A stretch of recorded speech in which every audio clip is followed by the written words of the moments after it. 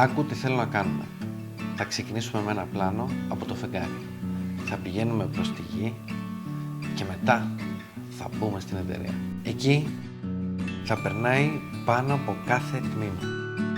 Θα κάνει κοντινό σε όλα τα προϊόντα και στο τέλος θα καταλήγουμε στα χέρια του κάθε τμήματάρχη. Καλό. Σε εταιρεία με παντόφλες ήρθα ή στην NASA? Έχουμε εδώ την Κατερίνα Τριγώνη, η οποία είναι φανταστική στο video content. Γεια σου, Κατερίνα. Ευχαριστώ πολύ, καλώς σας βρήκα. Λοιπόν, σήμερα θα μιλήσουμε στην ουσία το πώς έρχεται η ιδέα. Έτσι. Πώς πάνε τα βήματα από την ιδέα στο σενάριο, στην παραγωγή.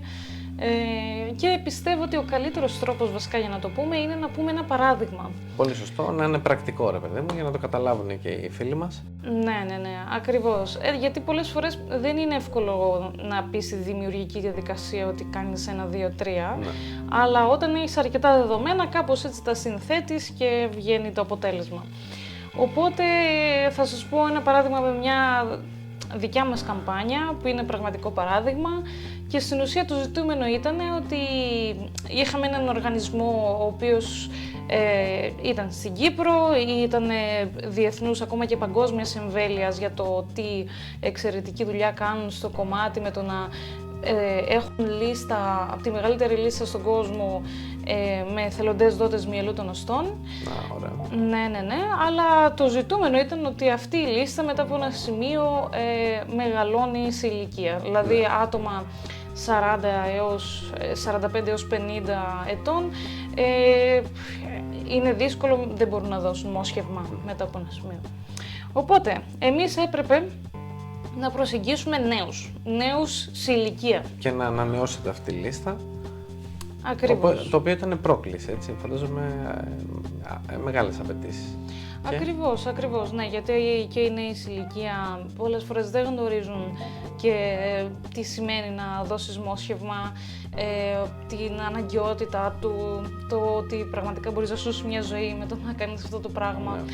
Οπότε έπρεπε να φτιάξουμε κάτι το οποίο να είναι αρκετά φαν και δημιουργικό έτσι ώστε να τους προσελκύσουμε, γιατί όπως ξέρουμε οι νέοι, including me, κάνουμε scroll στο νάνο δευτερόλεπτο, όχι απλά δευτερόλεπτο. Άμα δούμε κάτι ότι δεν μας ενδιαφέρει, κάνουμε scroll απευθείας. Οπότε λέμε, ok, πρέπει να είναι κάτι προκλητικό. Ναι. Ήταν η βασική ιδέα. Μετά λέω, ωραία, πώς θα μπορούμε να συνδυάσουμε κάτι που έχουν οι νέοι με αυτή τη διαδικασία. Η διαδικασία για να γίνει κάποιος να εγγραφεί ως δότης είναι να έχει στην ουσία μια μπατονέτα, μία στο δεξί, μία στο αριστερό και αυτό ήτανε. Δηλαδή λίγα λεπτά από τη ζωή σου για να εγγραφείς και κάτι τόσο απλό και ανώδυνο για να μπει στη λίστα. Οπότε λέγαμε, ok, σκέφτηκα εγώ εκείνη τη στιγμή, τι βάζεις στο στόμα σου? Κάτσε να δεις γλυφιτζούρι. Ναι, και σκέφτηκα το σάλιος εδώ. Όχι, κυριολεκτικά έτσι λεγόταν η καμπάνια, αλλά μην πάει το μυαλό σου στο πονηρό. Στην ουσία, συσχετίσαμε αυτή την ιδέα ότι είναι κάτι τόσο απλό, μια κίνηση, όπως για παράδειγμα έχεις το καλαμάκι σου στην καθημερινότητα, πίνεις τον καφέ σου, πίνεις το ποτό σου, Ναι. πίνεις το νερό σου άμα είσαι και alternative λίγο με το γυάλινο καλαμάκι ας πούμε.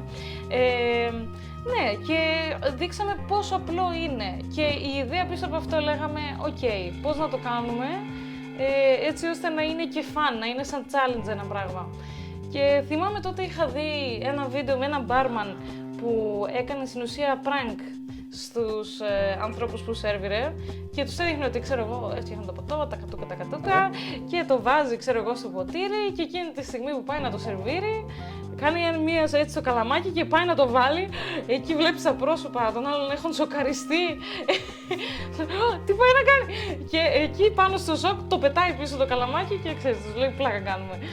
Οπότε μου άρεσε πάρα πολύ σαν ιδέα αυτό και το συσχέτισε ότι στην ουσία η ίδια κίνηση που κάνεις με το καλαμάκι, δεξιά-αριστερά και το έκανε εκείνη τη στιγμή στην ουσία και ο μπάρμαν ή ο μπαρίστα κτλ. Και μετά έλεγε, ξέρω εγώ, πλάκα κάνουμε, είμαστε από την καμπάνια Σαλιοσέτο και θέλουμε να δείξουμε πόσο απλό είναι για να εγγραφείς ως δότης. Και έτσι πάνω σε αυτή την ιδέα στηρίχθηκε και το σενάριο, το οποίο σημαίνει ότι μπορεί να γινόταν είτε σε ένα μπαρ, είτε ακόμα και στο σπίτι. Και πήραμε διάφορους influencers και μπαρίστες και πηγαίναμε και το κάνανε ανά 2 άτομα, ας πούμε, αυτό σαν διαδικασία. Ναι. Το τραβήξαμε βίντεο και εντάξει, πραγματικά ο κόσμος ενθουσιάστηκε, αγκάλιασε την ιδέα. Έγινε τόσο viral που ακόμα και ασχολήθηκαν και μεγάλα μέσα όπως η Καθημερινή Κύπρου, όλα τα κανάλια στην πραγματικότητα της Κύπρου και το προέβαλαν γιατί το θεώρησαν κάτι τόσο δημιουργικό, φρέσκο και εννοείται προκλητικό αρκετά έτσι ώστε να προσελκύσει την προσοχή. Και με καλή έννοια εννοείται. Αυτό. Τελικά τα πιο απλά είναι και αυτά που πετυχαίνουν, αλλά πόσο δύσκολο είναι να φτάσει στα πιο απλά. Ναι. Μερικές φορές κάτι το οποίο είναι στην ουσία καθημερινό, δίπλα μας, του δίνουμε ένα ελάχιστα διαφορετικό twist και εκεί είναι η μαγεία, ας πούμε, ότι πώς, ας πούμε, μπορείς να συσχετίσεις κάτι που κάνεις με την καθημερινότητά σου με μια τόσο απλή πράξη που μπορεί να σε κάνει ήρωα στο τέλος της μέρας, ας πούμε. Πραγματικά. Λοιπόν, Κατερίνα μου, πολύ ωραίο το παράδειγμά σου. Ναι. Και μας βοήθησε να καταλάβουμε περισσότερα για τις ωραίες ιδέες και τις απλές, πώς μπορούν να βρουν απήχηση. Θέλουμε να μας πεις τώρα λίγα πράγματα για την παραγωγή, για την όλη εμπειρία, πώς ένιωσες, πώς οργανώθηκε όλο αυτό. Λοιπόν, εμείς επειδή δουλεύουμε και εμείς με απλά εργαλεία, όπως για παράδειγμα το κινητό μας, η διαδικασία της παραγωγής, η αλήθεια ήταν ότι με εντυπωσίασε και εμένα. Γιατί πηγαίναμε με άτομα τα οποία δεν είχαν ξαναμιλήσει στην κάμερα, ήταν μπαρίστες καθημερινοί και τους βάλαμε μια κάμερα στη μούρη και τους λέμε «Κάνε αυτό».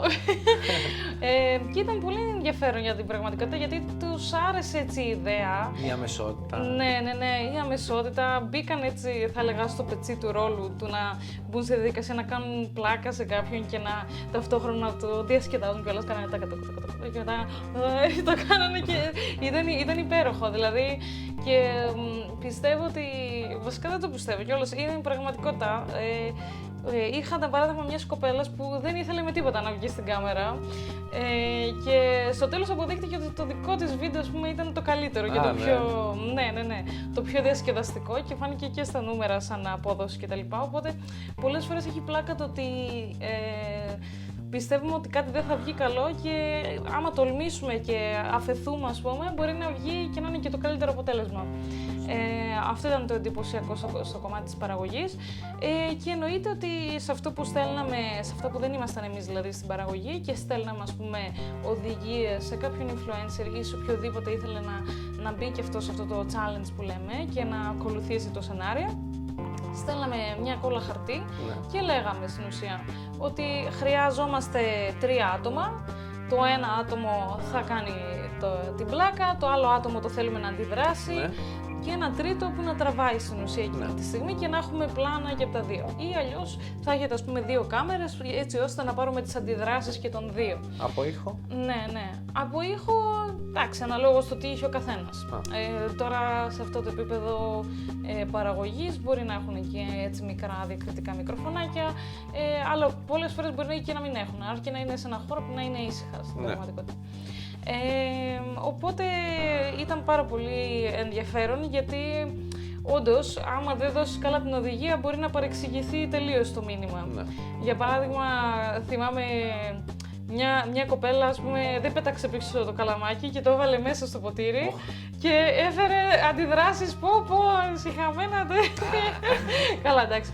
Φύγετε από εδώ. Ναι, υπερβολές τώρα, αλλά καμιά φορά χρειάζεται και αυτή η αντίδραση, φέρνει engagement. Για παράδειγμα, ας πούμε, αυτό ότι θέλουμε να έχει καλό φωτισμό, να προσέχετε να μην έχει φασαρία, άμα πάτε κάπου, να μην είναι πάρα πολύ σκοτεινά. Δηλαδή, δίναμε τέτοιες οδηγίες. Άμα ήταν ένα να πέφτει άτομο... τώρα το φως πάνω του. Ναι. Άμα ήταν ένα άτομο, ας πούμε, και υπήρχε μόνο ένα κινητό, να γυρίσει, να δείξει την αντίδραση του ατόμου που εκείνη τη στιγμή πάει να του βάλει το καλαμάκι και αυτό το σοκ, ας πούμε, είναι πολύ ενδιαφέρον. Δηλαδή, δεν γίνεται να χάσει αυτό το πλάνο και πρέπει να το βάλεις και αυτό, γιατί δεν θεωρείται δεδομένο Ναι. ότι θα πρέπει να υπάρχει αντίδραση του άλλου. Ναι, οπότε σαν άποψη παραγωγής, ενώ είναι απλή ιδέα, μερικές φορές είναι και... τίποτα δεν είναι αυτονόητο, θα έλεγα. Ναι. Ναι. Τίποτα δεν είναι αυτονόητο. Δεν είναι δεδομένο δηλαδή ότι θα έχει αυτή την ομαλή ροή που μπορεί να έχει άμα είσαι εσύ εκεί, ας πούμε, και το σκηνοθετείς εντός εισαγωγικών και τους λες γέλασε λίγο παραπάνω, κάνω το μου λίγο έτσι πιο έντονα. Εσύ μη γέλας πολύ. Ναι, εσύ μη γέλασες. Αρκετά. Ναι, αυτό. Κατερίνα μου, θέλω να μου απαντήσεις μετά από όλη αυτή την εμπειρία με τα καλαμάκια, αν πιστεύεις ότι τα χάρτινα καλαμάκια θα σώσουν τον κόσμο. Ναι, ξέρεις, αυτό το σκέφτηκα ότι όντως το καλαμάκι μου από μόνο του είναι και αυτό ένα meme element. Ναι. Αυτό που λέμε, δηλαδή ότι όντως προκαλεί γέλιο ακόμα και το ίδιο το χάρτινο το καλαμάκι. Και το βάλαμε επίτηδες χάρτινο και όχι πλαστικό, ας πούμε, γιατί ξέρω ότι κάποιοι μπορεί να σχολιάζανε με αυτό. Οπότε, ακόμα και αυτό έλεγα παιδιά να είναι χάρτινο καλαμάκι και έλεγα κατά προτίμηση και πορτοκαλί, το οποίο ήταν το χρώμα της καμπάνιας. Ναι. Τώρα, περιβαλλοντικά δεν είναι δουξουδουά, δεν ξέρω τι να πω. Καλά, εντάξει, δεν ξέρω αν θα σώσει το πλανήτη, αλλά σίγουρα ακόμα και συνειδητά να το σκεφτούμε ότι κάνουμε κάτι για τον πλανήτη, βοηθάει. Ναι, έστω και με αυτή τη μικρή κίνηση. Ναι. Πολύ μικρή κίνηση. Πολύ μικρή. Έστω, ό,τι είναι. Τώρα, Κατερίνα μου, θέλω να μας πεις αν μια εταιρεία μεγάλου βεληνικούς θα μπορούσε να υποστηρίξει μια καμπάνια με καλαμάκια. Πλαστικά σίγουρα όχι. Λοιπόν, με καλαμάκια δεν ξέρω. Εντάξει, εταιρεία μεγάλου βεληνικούς κάνουν καμπάνιες, εννοείται, στο TikTok, αλλά εννοείται μην ξεχνάμε ότι αυτής της λογικής που είναι με το κινητό είναι σε αυτή τη λογική που λέμε social media oriented, που απευθυνόμαστε συνήθως σε ένα νεανικό κοινό, Ναι. που θέλουμε αυτή την ένταση, αυτό το αυθόρμητο, αυτό το ότι είμαστε με το κινητό και τραβάμε, και είναι το μυστικό συστατικό, ας το πούμε και έτσι, στη συγκεκριμένη καμπάνια, γιατί έχω και παράδειγμα που υπήρχε και βιντεογράφος και υπήρχε, ας πούμε, έτσι, ωραία αισθητική εικόνα, αλλά πολλές φορές βλέπαμε ότι έβγαινε καλύτερο, ας πούμε, κιόλας σε ένα βίντεο που ήταν με το χέρι, γιατί φαινόταν πιο άμεσο. Οπότε πάντα έχει να κάνει με τις ανάγκες, είτε είναι μεγάλη είτε είναι μικρή η εταιρεία, αναλόγως το τι θέλουμε να προβάλλουμε και σε ποιο κοινό θέλουμε να το προβάλλουμε, προσαρμόζουμε και την παραγωγή πάνω σε αυτό και την ιδέα εννοείται. Το χρώμα και οι χρωματικοί παλέτες, όλα αυτά παίζει ρόλο, έτσι να φανταστώ. Αναλόγως, άμα θέλουμε να είναι branded, ναι, γιατί όχι. Σε Εγώ το καλαμάκι το ήθελα. Πορτοκαλί. Πορτοκαλί το ήθελα, ναι. Τώρα δεν ξέρω αν έπαιξε τόσο ρόλο υποσυνείδητα, αλλά... Το ήθελες το καλαμάκι σου, μου φαίνεται, το ήθελα, ναι. σε αυτή τη δουλειά. Ναι. Λοιπόν, πολύ ωραία. Ευχαριστούμε πάρα πολύ σήμερα. Διασκεδάσαμε όλη την περιγραφή. Ελπίζω να σας βοηθήσαμε με αυτό το ωραίο πρακτικό παράδειγμα. Για να μην πετάει το σενάριο, προσγειώστε το στην πραγματικότητα, ώστε να εξυπηρετεί το σκοπό του βίντεο. Διαμαντή. Όσο πιο απλό, τόσο πιο καλό.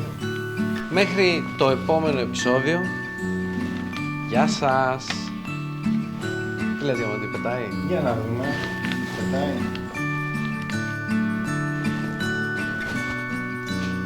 Πετάει! Και όμως πετάει.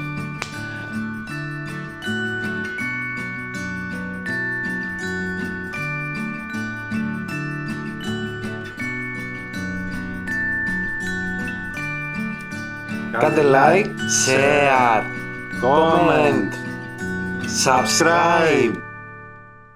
Φιλιά.